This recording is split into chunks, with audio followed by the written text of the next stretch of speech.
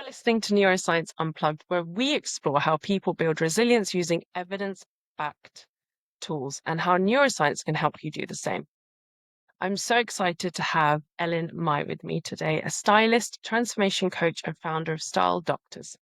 Elin's worked with thousands of individuals across the UK, US, and UAE, including Nobel Prize winners, elite athletes, and business leaders. Her approach goes deeper than just what you wear. She combines psychology and coaching to help people shift identity, rebuild confidence, and transform how they show up inside and out. In today's episode, we're looking at resilience, how it's shaped in the brain, how it shows up in life, and how style and mindset can become powerful tools for personal growth. So, whether you're building something from scratch or coming back from a setback, there's something in here for you. So, let's get into it. Hi, Ellen. How are you today? I'm very well, thank you. Very excited to be talking to you. I'm very excited to delve deeper into your personal and professional journey, especially because you've been building a business for so many years that they almost become intertwined, both your personal and professional lives. And I remember when we met, your style is the first thing that struck me about you. Your energy was exemplar, but it was your style. It was very unique. And it wasn't something that I felt like was wearing you. You were wearing the style. Does that make sense? Sometimes I see celebrities wearing these outfits and they look great, but they look like somebody's just put them in it. And all the little touches that you do with your styling, the makeup, the hair, the jewelry, every single thing is unique. Like it's not something that I've seen before. So I'm really excited to talk about the mindset and experience behind personal transformation. And what would you say when you first started your journey to begin Style Doctors? Where was your mind at? And did you have to leave anything behind and take a leap of faith to start this business? Well, luckily, Hima, I was 23 at the time, and so very young, very naive. The world was my oyster, and the only jobs that I'd done before were those kind of part-time jobs you do as a teenager or working through university. I started styling and freelancing for TV and magazines, and I loved being able to set my own timetable, call the shots, if you want to call it that. And if you ask anyone that knows me, they would probably say to you, yeah, it wasn't your destiny to work for anyone else. It was always on the cards for you to actually do something yourself, and lead something. So I think from that perspective, it was pretty easy to do it in the sense that I felt at that age I had nothing to lose. I have felt I had the grounding from my university. I knew I was good at styling people.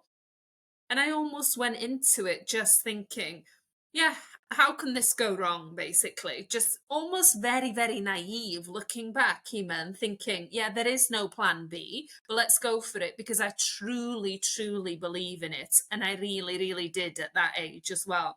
So I think it came from a place of belief and a place of kind of hope as well. And something that I still have in me today is just not wanting to give up. I just do not want to give up, basically. So if I'm set something, I'm better at it now than I used to be, but I can let go of things now, but I wouldn't have been able to let go of things back then as well. That's so interesting you say that because in a few other episodes, very aspirational individuals like you, stubborn resilience has come up as a theme. Exactly what you're talking about is I'm not going to give up. I'm going to keep going. I'm going to keep going. And then there comes a time, as you've just said, I've learned to let things go, which is so different from giving up, right? You've tried, you've done what you can, and you realize this isn't perhaps for me right now. I'm letting it go rather than so in that sentence, you've already changed the language to help you think, okay, you know what? When this cycle comes again, I'm going to try it. Doesn't work. I'll let it go. But at least I've tried it and I've given it my all. And it's something that strikes me so much about you and your resilience, as I like to refer to it as stubborn resilience, is something that is very innate. And you just know you don't want to give up. And there's something inside of you saying, whichever journey I take, I want to end up on this route. And I feel like because I've been following your work, your career takes so many different paths. And it's obviously something that's very inherent to you and very unique as well. What I want to, I know you said about the fact that you didn't want to work for anyone else. That much you knew. But why styling and coaching? I have two passions in life, I would say. Number one is people. I'm almost obsessed with people. I just love people. I talk to everyone, I listen to everyone, and I'm like a sponge basically. I get so much energy from people, you know. You can see me getting excited when I think about people. I'm that person that talks to everyone in a cafe. I just like to find out about people, different cultures, different backgrounds, everything. My other passion, I used to say it was style, and that's still true, but the true second passion is transformation. And that comes in so many different guises. So for me, it's taking something that's not reaching its best potential and elevating it basically to make it the best it can possibly be. Now, that can be someone's style. That could be someone's self worth. That could be someone's confidence. That could even be a DIY project, which I'm currently in the middle of as well. So it's just that transformation, basically, of making something that's meh and kind of okay to something that's wow and the best it could possibly be. And they're kind of my two passions, basically. So when I've been able to combine those in everything that I've done, it gives me so much joy. And before even talking to you today, I was obviously reflecting and thinking about maybe the questions that might come up. And it was that reflection and thinking about it's that creating, and that's where I'm happiest. I could be anywhere in the world, but as long as I'm creating something, regardless of what it is, I'm at my happiest and most content as well. Are you aware of the different types of rest that come up for us? You know, you get physical rest, you get creative rest, and that's what strikes me about you. As you said, it doesn't matter where you are in the world, because I know that you love traveling. And of course, when we're in different countries and different time zones, our body clocks, everything is interrupted. And so having something to ground yourself always brings you back into yourself, right? And it sounds like creation is that for you. And that's great because, as you said, you love people and you love transformation. And that can be done globally, right? As long as you've got that grounding practice. For me, it sounds like creation is that for you, creation and transformation. What we talked about stubborn resilience. Are there any other personality traits taking into account everything we've just spoken about? You know, you traveling globally, helping people and with their transformation as well. Any personality traits that help you push through any struggles earlier on when you were, you know, starting the business, and even now when you're perhaps faced with some challenges? What do you think your unique set of personality traits are to help you get through those? Good question. I think the ability to pivot is very, very important. And I think it's kind of underrated in so many ways that people don't necessarily understand when they've pivoted or realize sometimes that it's okay to pivot and move in a different direction. Because it's like you said, it's how you frame things. That's the thing. People have said to me, when I've kind of had to let something go. Some people have said to me, "Well done, you made the right choice. You let it go." Other people have said, "Have you tried this? Have you tried this? Have you tried this? Have you tried this?" When you know full well as a business owner, you've pivoted so many ways. It's almost like a maze that you've pivoted so many ways. There are no other pivots, basically. So I think that ability to pivot and not punish myself, though. And I think that ability to move on like that is, I think, one of my personal greatest strengths because, again, as a business owner, what you go through in a day is like this, you know? It's up and down constantly. You might have a win, but then there's a massive loss. There's another kind of, okay, that's looking good, and then there's another massive loss. So it's constantly kind of up and down. If you were not someone that was able to think quickly, pivot quickly, you wouldn't move forward and you wouldn't progress. So it's that ability to kind of think in the moment and think fast as well. I am a fast thinker, probably too fast for some people's liking because they think it's not a measured decision. But it always is, well, 99% of the time anyway. But it's that ability to think quickly and move quickly as well. And I think that's something that it's only as I've got older that I've realized that it's been a strength for me, though, as well. And especially when I'm kind of coaching people, when you give other people the space, you see that people move at different, speeds as well. And that's absolutely fine because we're all individuals. So I hope that answers that question. Absolutely. Even more so because something that struck me when you said about running those decisions by the people, you mentioned, some people who are helpers or solution oriented will suggest, have you tried X, Y, and Z? Or well done for letting go, giving their opinion.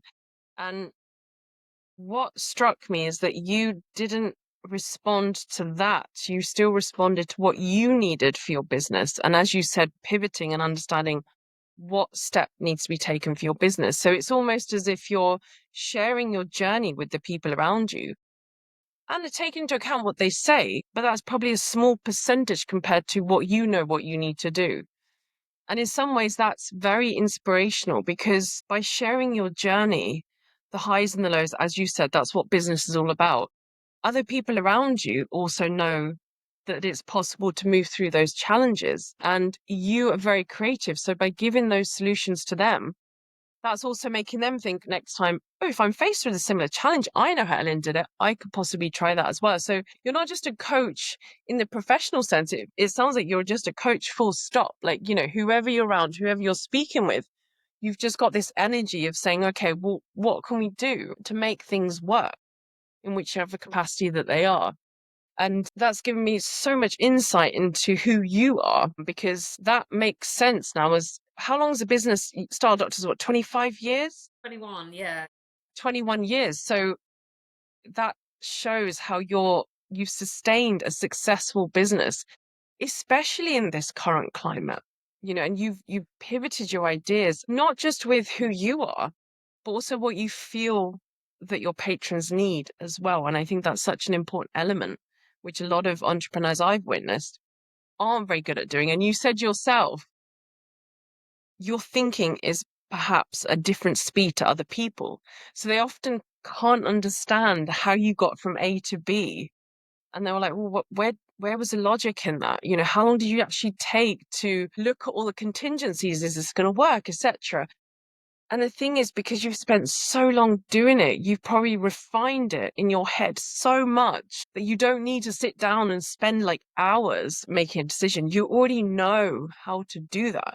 It's often something that we use as a therapy technique is we use it together. We'll help the patient work on it together and we'll have our entire process.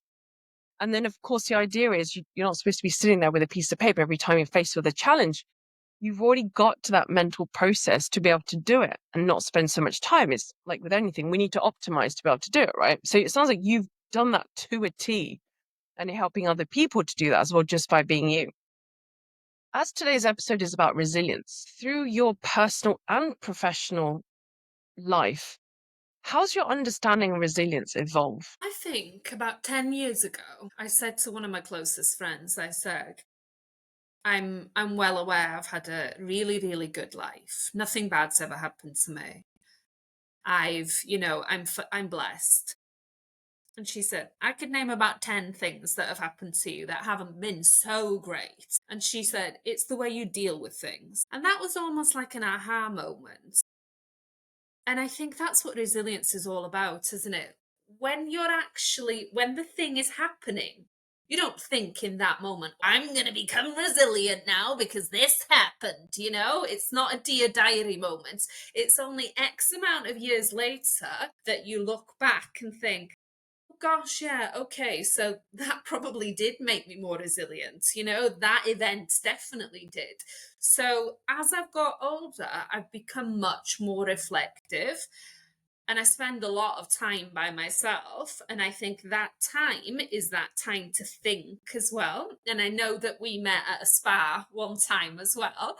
And that's my time to think, though. It's just that kind of disconnection from everything thing, not profound thinking, but perhaps reflecting on things, and then the dots are then kind of joined up, basically. So, in answer to your question, it's come with age, I think. It sounds like you said age and experience. Mm. And, as we used the term stubborn resilience earlier, and you knowing when to let go, that's something that you did say that is new to your array of techniques of saying, okay, time to pivot and try something new, right? I know I need to let that go. Was there anything that you look back in now in hindsight, personal or professional, where you would have perhaps done things a bit differently? Ooh, how long is this podcast? So many different things. So many different things. I wouldn't even know where to begin saying this, to be honest with you. But it probably goes back to that stubbornness as well. That stubbornness can help you in situations, but it can also hinder you as well. And I think it has hindered me in a lot of situations where I have perhaps been so steadfast in my decisions or my plans that I've not seen the things outside of that kind of almost, tunnel vision, basically. And I think that's one thing. But again, Hema, I'm not the kind of person that thinks, oh, I should have done this, I should have done this, because life could have been different. Yes, it could have been different, but they were my choices at the time. And I'm okay with those choices because I can create my own path, and it's my path to kind of choose and to take. So I feel like perhaps I was on this path kind of 3 weeks ago. Maybe I've shifted a little bit to the right now. So it's kind of constantly changing and constantly evolving. It's not linear in any kind of way. Absolutely. And you've just demonstrated your whole ethos in your answer. There's no regret in the decisions you made, the journeys and paths you decided to take. They were yours to take. And you have decided which path to steer it in, which is so important, right? I don't know if you've ever watched the movie. It's called My Big Fat Greek Wedding. You've seen it, right? And it's the line that always sticks with me when she says, the man is the head of the house, but the woman decides which way the head turns. And this isn't about the gender stereotypes, but it was more about actually, it's so true that life sometimes there are extenuating circumstances that are out of our control that will happen. But it is exactly which way we decide to take that, right? Which way we decide to, as you said, reframe our thought processes, which is what something it sounds like you're constantly doing. As you said in the spa, I know when we met in the spa, which was a completely coincidental random encounter, which I'm so lucky we did have. Believe me, approaching you, I was like, okay, I remember you, but I don't think she's going to remember me. It was like, okay, I'm just going to go out there. And I'm so glad we did, because I was like, yes, you're going to be amazing for the podcast and just get your story out there. Because I know so many people are going to learn from you as well. Are there anything that you have observed in your clients, as well as, you've shared with your personal journey and your thought processes? Is there anything you've observed in your clients that have helped people respond to the transformational changes that you've suggested along the way? I think it goes back to what we were saying about you can reframe anything. And I was talking to this with two new interns that we had starting for us yesterday, even. And I was saying that you can reframe anything to make it sound what you want it to sound like. So often when I'm coaching people, people will use small words like, oh, I have to go to the gym, or I have to eat healthy, or I have to get my steps in today. And I'll say something like, okay, let's just flip that a little bit and reframe it and kind of say, okay, I'd feel immense success if I went to the gym today. I'd feel amazing about myself if I got my steps in. So when you're reframing kind of simple things, basically, it totally changes how they react to something. I think as human beings, we want to achieve things, but we set up barriers for ourselves. And that's what a lot of people do. And people will say, okay, I need to get to this next level in my job. I need this. I need the house. I need the partner. I need this. I need that. And they're not celebrating the small wins along the way. And I think it's that ability to be present in the moment now, celebrate your wins. Because unless you celebrate your wins, when you actually get that big win, it's not that much fun because you pushed so hard that in the end you're like, okay, is this really what it is?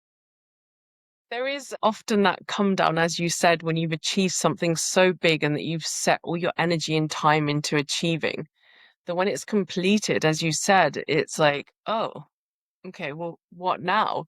And I think it's so important, as you said, to celebrate those small wins. And I love how you do that with your clients. As you said, the language of saying, I should go to the gym, but actually, I know how good I feel if I go to the gym. And suddenly it's like, oh, there's a reason, there's a purpose I want to go to the gym, not just for the sake of ticking an exercise or, what Ellen has suggested that I do or my personal trainer.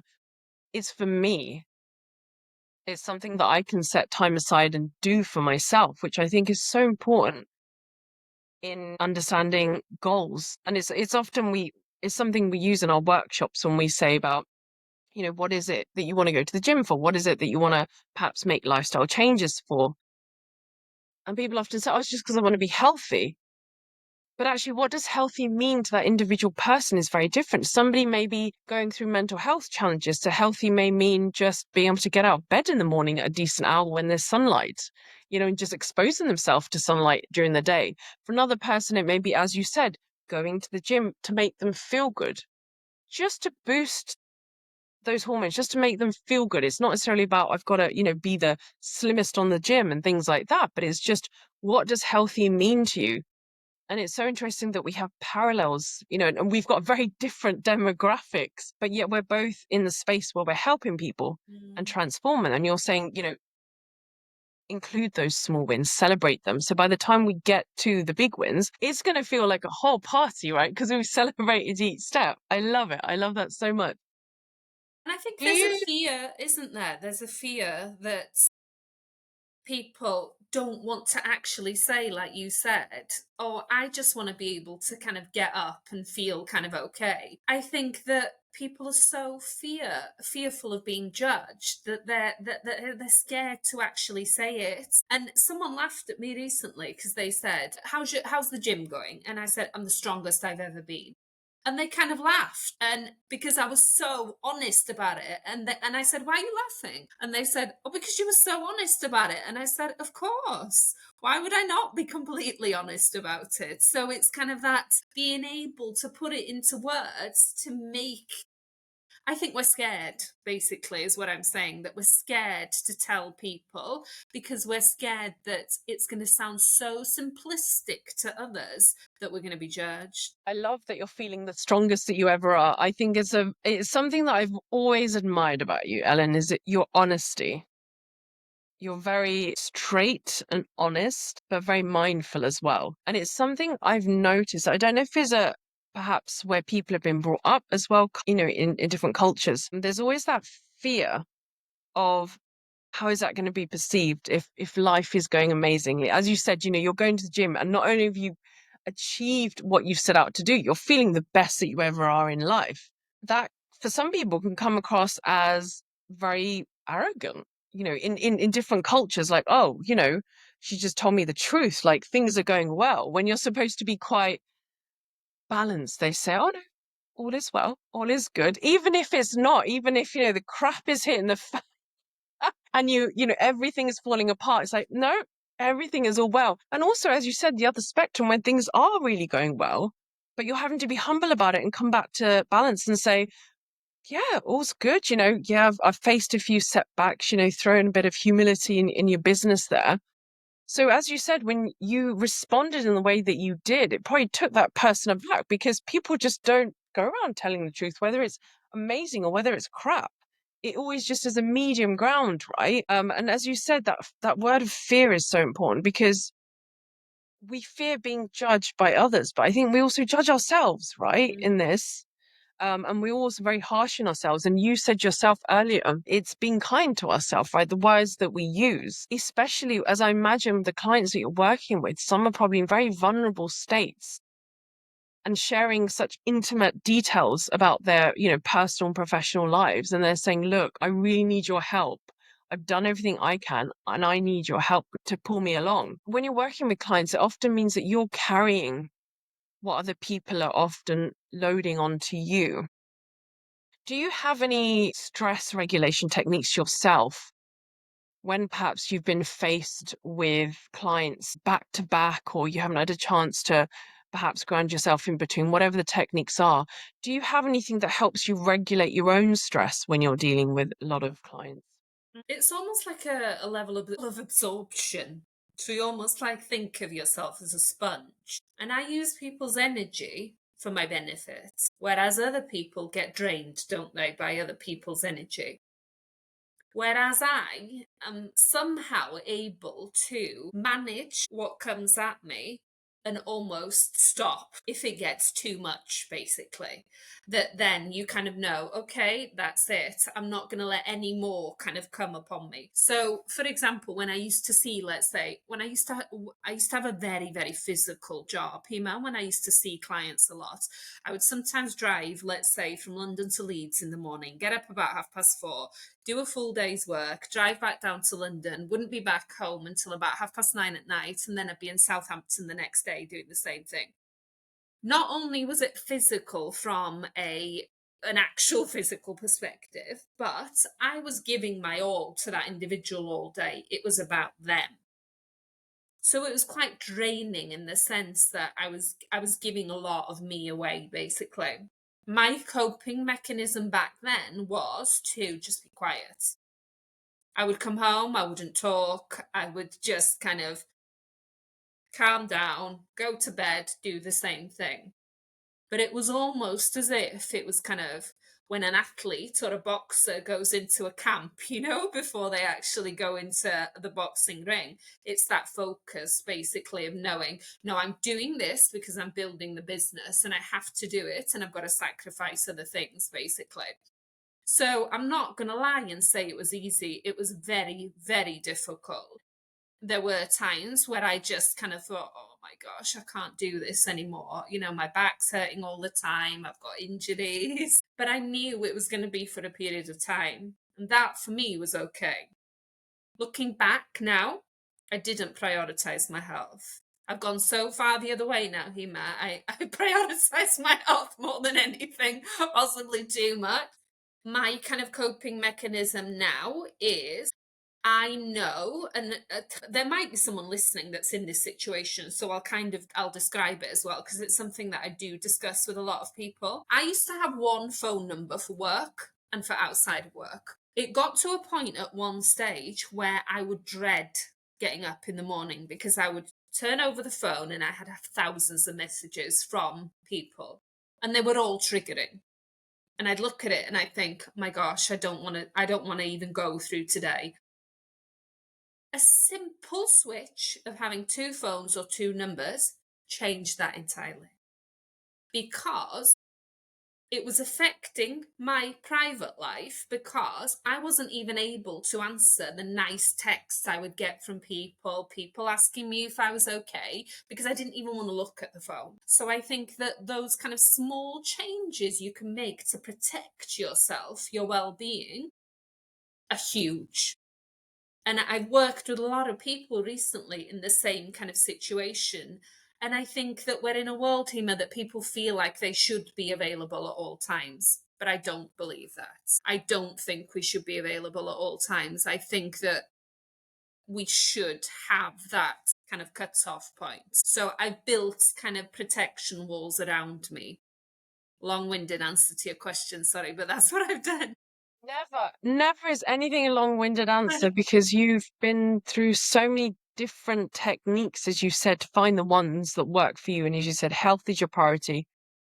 And I don't think it's gone the other way. I think that's how we should be striving to live, right? Our health without it, what are we going to do? We're non-existent, as we said, mental or physical health, right? And I think when you said that we feel that we have to be available 20, I think depending on which generation you're brought up in as well, having constant social media and different avenues and people contacting me through on WhatsApp or through email or through Instagram or through LinkedIn or through Twitter. Like there's so many different channels you have to keep abreast of, like, which one do I need to check all the time? That if your brain is not used to that, people have often not had that chance to put up those protective barriers. As you said, one personal, one business, and you can switch between the two, right? And you can decide, have I got the capacity to respond to those nice messages now? Yes, because I've given my time to my business now. It's time to switch off.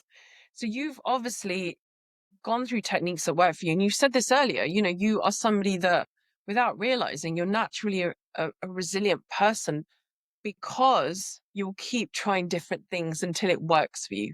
And you found that it has. And, things like WhatsApp, you now have WhatsApp business, you have WhatsApp personal. So it does help you keep things very separate. But as you said, you have to put those measures in place yourself. Nobody can do that for you. Things like switching your notifications off, making yourself available when you're free to check your phone rather than, as you said, dreading that phone in the morning where you've got emails and notifications, like you've got to respond to everything. The first 2 hours of you waking up, you're your highest stress point, right? So if you're waking up dreading it, I can't imagine what your sleep the night before was like, because of course in your head before you go to bed, you're already dreading the morning after, which means your sleep is perhaps completely out of whack because you're just thinking, okay, I need the energy to do X, Y, and Z the next morning, instead of just switching off from the day before. And as you said, you were working long hours physically and mentally and emotionally. That's a lot. And there's a lot of logistical planning in that, as well as being there for your clients when you reach them. It's not just, a computer back end job where you just are facing a screen. You're facing a real life person who's dealing with their own challenges, and you're there to transmute their energy essentially. So you have to be in such a pinnacle point yourself to be able to do that for somebody else, right? As you said, to transform somebody, not just from whatever challenges have come for you, but from an energetic perspective. And I imagine when somebody's had a session with you, they feel good. And that's not just because of the words that come out of your mouth. Granted, that is a part of it, but what you bring to the table, the energy, how you respond, that has a lot to do with it. And it's something that is still very much under researched. But when we talk about energy and people talk about draining energy, as you said earlier, we often just say, right, I'm not going to do that because it drains my energy. We forget we have an option. Like you said, you're somebody who transmutes that. You say, look, okay, that's as far as it goes for me. I'm still here. I'm holding space for you, but I'm not going to let it infiltrate me. And I loved what you said earlier when you said, I use people's energy for my benefit. It means that you're very aware. You're so self-aware of what you're bringing to the table. So you know that when you're helping somebody, you are going to be able to help them. And you're going to come from a place of strong, energetic purpose. And that essentially is what drives your business and how you people and how you help people, right? I mean, this podcast is about resilience, and you, Ellen, you are resilient. Like you said, it's not something you set out to do. You don't overcome a challenge. So I'm going to be resilient today. It's a trait that you nurture, and it's something that you've clearly managed to do. And it's not something that, was taught in schools in our day. I don't know about your educational background, but I know in our generation, it was not taught, emotional intelligence, etc. It was just something that we had to get through academically. And if we didn't, we were reprimanded by the headmistress at school, and, our parents were pulled in. It's very different for the younger generation, but for you who hasn't had that background growing up, it sounds like something that you've perhaps learned from somebody else. It could be something that you've inherited. We now know through the field of epigenetics, as an example, that trait can be passed through generations as well. Are there any points through your ancestral line that you can think of where perhaps ancestral resilience was a need, a must, and it might have been a point of survival more than a luxury for some ancestors? Are there any points that you can think of down the line? Think that it probably goes quite far back. So I'm Welsh, in case you couldn't tell by my accent. It's a very matriarchal society. And I think that makes a huge difference to begin with. You know, the that lineage basically. My great grandmother, I think, was almost like the head honcho of that village, basically. She would ride around kind of thing, thinking that she probably owned it, I think. So I think that from that kind of perspective, my my grandma's sister as well, extremely. It's going back to what you said, actually. I'm laughing because I'm thinking about it now. Didn't mince her words, let's say. That she, even when we were children, she would say it as it is, basically, regardless of whether it would make us kind of cry or not, basically.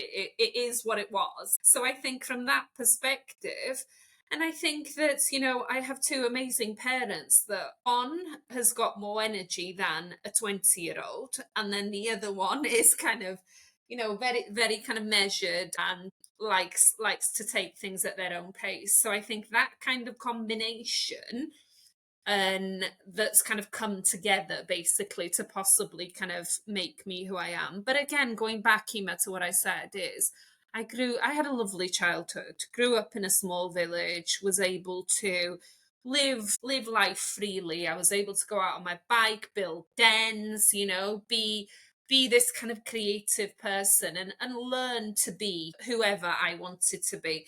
And I think it was that freedom basically that's allowed me to kind of think and be who I want to be and not necessarily be confined to, okay, you're from a small village, you will end up either being a teacher or a doctor, which is what, you know, most people's path were from where I was from.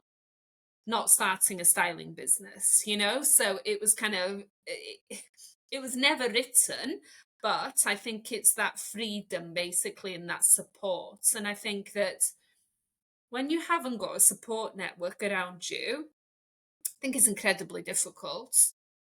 Even if you've just got one person that will listen to you, it makes life a lot easier.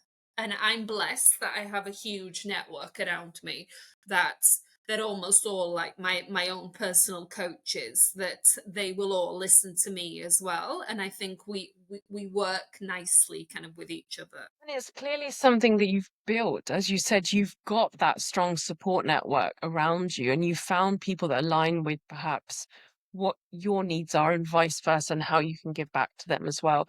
Something I wanted to highlight as well, you said that you're brought up in a small village, and people had certain, the similar aspirations, the safe aspirations, I like to call them, where it's a certified route and you'll be fine in life, so to speak. It's something that I've observed in other people who are resilient as well, that their childhood, as you said, you had a lovely childhood, you had the freedom to be creative, and I imagine I had this vision of you just getting, just climbing trees and just getting really at one, in the earth, and just not giving a crap in the world. And as you said, having the freedom to just cycle your bike around and just be who you are without having to fit into any boxes or, competition as well. It's something that I've often seen in people who, like yourself, who come back from challenges and find different ways, is they've had the time to learn themselves as children who they are as well. And it sounds like you had really supportive parents who themselves had a lot of energy to bring to the table.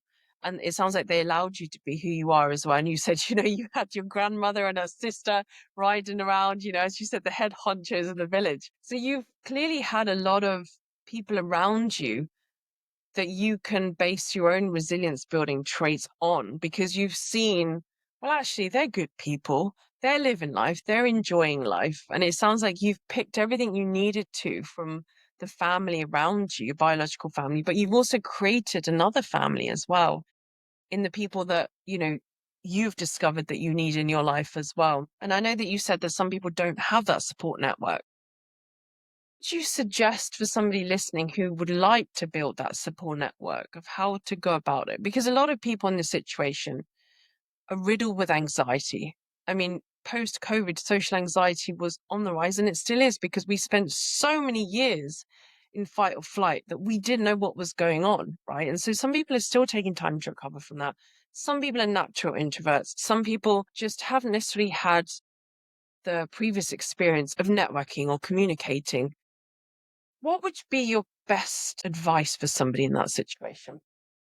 That's such a timely question because, again, it's something that comes up very, very often with the people that I'm coaching. It's that dreaded word, networking. And I say dreaded because for the majority of people, it is actually dreaded. It's something that we're told that we need to do to become successful. You must network, you must network. However, I coach so many people that put themselves to begin with in those situations where they go to a networking event and they say that they can't say anything when they're there because they feel like they've got nothing to say. So they then go even back further into their own shell, basically. So I congratulate them for even putting themselves out there. However, I think there's different ways of networking for different people. And that's why one of the things that I'm starting, it's called a hyder, which means confidence in Welsh. So it's a platform that I'm developing for individuals like this to be able to come online, safe space, and to be able to network from the comfort of their own home, sitting on their own couch if they want, even from their own bed if they want.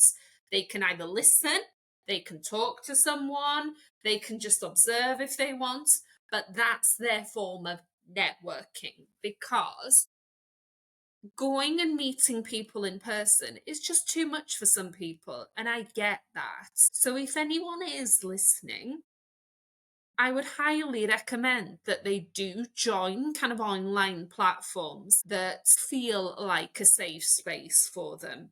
That I promise that they will make even one valuable connection, just kind of turning up to something. But I do recommend trying the outside the norm form of networking without a doubt. And you know what, though, as well? Networking comes in so many different forms. Even saying hello to someone that you meet in a coffee shop, that's networking. That hello next time might develop into a further conversation. You might end up having something in common with that person. They might end up being your coffee buddy. You never know, basically. So it's those small steps and not thinking that you've got to go out there with an elevator pitch and say, right, okay, this is how I'm going to sell myself to everyone today. And I think that that's what everyone thinks, isn't it? That they have to go to a networking event and they've got their speech ready. Someone asks them a question and then they think, oh no, I forgot my speech. Oh no. And then they get thrown, basically, which isn't what it should be. It should be something really natural. I love that because that the dreaded elevator pitch words. I don't think there's anyone on this earth that, when they first time they hear those words or that they've got to actually implement that, it brings them joy. It's definitely a process. And I think, as you said, some of the most wonderful conversations I've had is when it hasn't been about work. And it's just talking about, I remember it was this amazing lecturer at this leadership conference, and it was female leaders. And I just asked her, we had all these people wanting to speak to her, and I just said, oh, how's parenthood? Because she had a child, and we just went into this completely different conversation to work. And as you said, just a simple hello, or just we've got so many online apps now that allow us, things like Eventbrite, things like Meetup, where you can match your interest to people that perhaps you want to join, whether it's online or in person. And the project that you spoke about, I'm not even going to attempt to say it in Welsh because I don't have any knowledge in Welsh. What is it, apart from that project, are there any other upcoming projects that you would like to share with the listeners? Well, Hima, drum roll, please. I might be rejoining Instagram. So I came off Instagram in 2018, but I might be coming back. So expect to see a lot more content from me on Instagram because, yes, This grandma is dusting off her shoes and probably coming back to the real world and actually going to start posting again on Instagram as well. Because, as you know, I'm only active on LinkedIn. So I think that being there and connecting with my clients, connecting with prospective clients as well, and just sharing kind of tips, advice on that platform is something that I'm going to kind of be actively doing as well. And, growing my coaching business. So even though I've been working one to one with people from a styling and self development perspective for the last kind of 21, 22 years, been coaching for the last kind of 2.5, because that's how long I went back and I kind of retrained as a coach. So growing my coaching business is something that's hugely important to me as well. And yeah, and my YouTube channel where I kind of share a lot of my videos and my tips as well. So yeah, that's it really.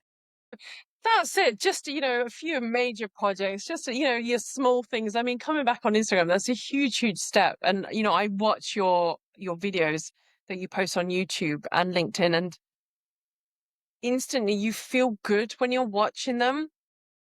As I Oh, said, your content is genuine, it's authentic. You can see you speak from the heart and your experience. I'm gonna try something new with you, Ellen. We've got like 1 minute left. It's a quick fire round. Have you got time for this? lovely, of course, always.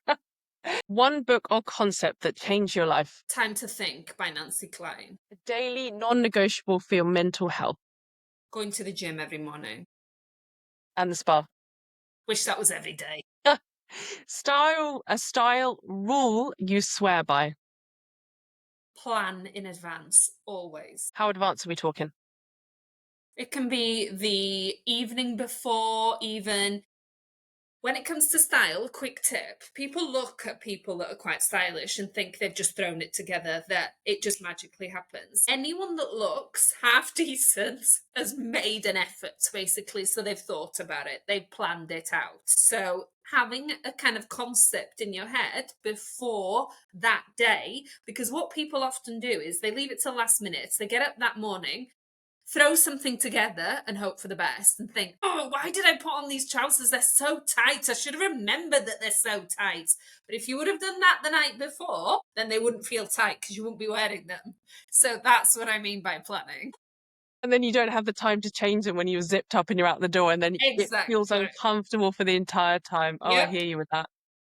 Is there a brain-based habit that you'd recommend to anyone? Could be anything like visualization, meditation, anything that you've found personally or that's worked with clients. For me personally, and for my clients as well, it's taking yourself back to when you were a child, we were able to fantasize about things and take ourselves back to kind of that what if, that playful kind of mind. That's actually what helps me sleep at night, even. I kind of almost play out these kind of funny fantasies. I might be going to space, I might be doing random things. But it's allowing myself to go outside of the seriousness of everyday life, and kind of think about the what ifs. Wow. So as well as resilience, you've definitely picked up a visualization technique that, I mean, those are truly powerful for you to pull yourself out, see the spectrum that you are against the vast universe that we belong to. And that's often user meditations to gravitate away from stress. So you're just doing it like, I'm just going to go into space. I'm just going to float and see the speck of dust that I am in comparison to everything else that belongs here. I think that's a great tip. I think it's a brilliant tip. Thank you so much, Ellen, for coming on today. It's been so insightful to get to know you better, to understand you behind your business as well, because that's often what is spoken about is your work. But getting to know you, because you are the leader in your work, right? You are the person that everyone looks up to. And it's been absolutely wonderful learning about your space visualization technique, or efforts to learn to let go when you know that that's enough, and also learning that this is what I want to do, going against what perhaps other people expect of you or what was told of you when you said you grew up in that small village, either a teacher or a doctor, and you said, no, this is what is my path and I'm going to follow that through. Finding a support network sounds like it's been pivotal in your career as well. and recognizing the small efforts that you put in daily rather than just focusing on the big wins also sounds like a winner for your journey as well. And planning your outfits in advance, avoiding the elevator pitch, and instead being yourself and recognizing that even if you just turn up to a networking event, that in itself is a huge step as well. And finding boundaries and techniques that work for you. As you said, you had a separate phone, work and business, so you could separate the two from a mental perspective as well. And always learning to pivot which way your journey goes sounded pivotal as well in your career and your personal life. Is there anything else you wanted to share with us listeners as a closing remark on the topic of nurturing resilience in their lives? Well, I want to comment on how amazing your memory is to begin with, to be able to reel that back off one after the other as a synopsis. That's amazing. But I think for me, stay curious is the biggest takeaway. I think if you stay curious about everything, you will keep growing. You will keep learning. You'll become even more resilient, and life will open doors for you. When curiosity stops, a lot of other things stop as well. So don't let that curiosity stop ever. And it's fine to ask questions, it's actually really good to ask questions. So I think it kind of keeps us young as well, that curiosity, just being kind of thinking, oh, what can I learn from this situation? It's so key. I mean, when we talk about the term neuroplasticity, it applies to that term that we use all the time, which grates on me. I'm too old. I can't learn this. And I'm like, actually, your brain is never too old because it's constantly learning. And as you said, the curiosity, like that small childlike, when you were exploring and going out on your bike, as you said, it sounds like you were observing as a child as well, because you observed your grandmother. You were curious about what else was out there to have built a styled business from where you were to where you are now. It just sounds like curiosity all the way through your journey as well. And you've been so open and honest, even your response when you said, the strongest I ever have been, when somebody asked about the gym. It sounds like your curiosity is imbued in authenticity as well. You're very open and honest about your journey. I But mean, I if I have think a crap day, Huma, I will also tell them that though as well. So there's but no you know hold what? back there. I believe you, but what I think I also appreciate about that is you won't just ponder on that crap day. You will actually just think, okay, I'm just venting, I'm just going to let it go. And, within the hour of you sharing, you would already moved on because you're just letting go. You're not going to be allowing your curiosity to feed into that negative space. It's more like, okay, what can I learn from it? What can I take away from it? And how am I going to move forward rather than just chew on that one thing? And it sounds like your support network help you just release Mm. that. And then you feel good. You go to the gym, which is such a great stress releaser in itself. And I think with all the people that you've helped, because it's been an array of people, it hasn't just been one kind of demographic. You've often obviously found these recurring themes, and that often can remind you as well of the space that you've come from as well. And I know I could probably speak to you for hours, Ellen. I genuinely can. Like, you're just really refreshing in this space as well, because you have come with so much experience, but you're also very open and honest about sharing your learning journey as well. And I think that's so beautiful to be able to do that. And I hope I can do this episode justice by sharing your story in the best way possible. But you've been so open about mindset, about how you've helped your clients, how you've helped yourself as well. And that's the key to personal transformation, isn't it? Like you said, curiosity, support network, riding out with your grandmother and her sister as the head honchos in the village, and space mindfulness, I'm going to call it. I think it's so beautiful what you described. And I know that we covered quite a lot in such a short space of time when it comes to building and nurturing resilience. Is there anything as a closing question that if there was a younger person, or perhaps somebody who is later on in life, perhaps wanting to start again, as we know is the case with so many individuals when they've decided, perhaps their relationship isn't working, perhaps their marriage isn't working, perhaps they want a new job, whatever it is.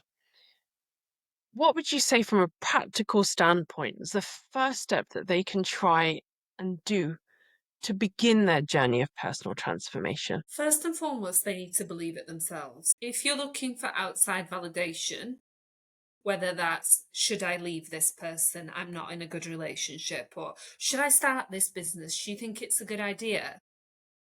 If you're seeking validation and confirmation from too many people around you, it can kind of bring you down.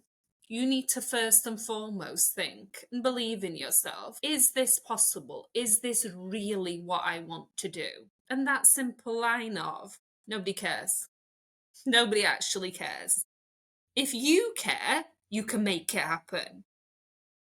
I'm not going to say we've all been dealt the same cards because we absolutely haven't. However, it does go back to being able to reframe something as well. That Absolutely. even someone, someone that's been married 5 times, for example, for some people, they might think, oof, they made 5 mistakes. For that person, they might think, wow, I fell in love 5 times. I learned so much from those relationships. It's all about reframing. And making it about what you want by the sounds of things as well, rather than what everyone Absolutely. else around is saying. Thank you again, Ellen. I know that we've gone over time, so I truly appreciate the time that you've taken. For our listeners, that is it for today's episode. A huge thanks to Ellen for sharing so openly about mindset and experience behind personal transformation. We covered a lot from start again. We I'm not going to say that word. We covered a lot from releasing thought patterns and regulating stress to how something as simple as getting dressed and supporting yourself can support resilience as well. So if you want to hear more from Ellen, please check out her podcast, Coaching Conversations, or visit elinmai.com. I'm also going to put the details in the text for anyone so you can click on the links as well. And any upcoming projects, I'll put the links down there as well. As always, if you found this helpful, please subscribe, share it with somebody who's working through change, or leave a review. And thank you for listening. See you next time.